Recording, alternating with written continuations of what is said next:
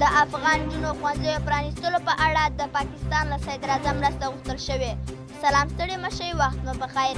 که غواړئ پوه شئ ویډیو تر پایه وګورئ او زموږ یوټیوب چینل سره سبسکرایب کړئ. د نجونو د زده کړې د حقونو فعالې ملالۍ یوسفزۍ د پاکستان له صدراعظم شهباز شریف څخه غوښتي چې پر افغان طالبانو فشار راوړي څو په افغانستان کې له شپږ ټولګي پورته نجونو زده کوونکو ته ښوونځي ته د تګ اجازه ورکړي. مترا د 11 ټولګي زده کوونکې چې نشي کولی ښوونځي ته لاړه شي اوس یې حکاکي یا پر لرګیو نقاشي پیل کړي. مترا چې له یوه کال راهیسې له زده کړې بې برخې ده وایي غواړي ښوونځي ته د نه تګ اندېښنه د نقاشۍ او د تزییني توکو په جوړولو سره هېره کړي. نوموړي ازادي راډیو ته وویل چې د نجونو لپاره د ښوونځیو د تړلو په تړاو باید طالبان ځواب ویونکي واوسي. هغه زیاتوي زه حق نه لرم چې ښوونځي ته ولاړ شم زده کړه وکړم.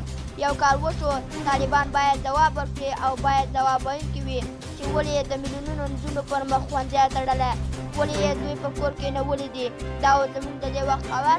تر بیا هم ښې چارې.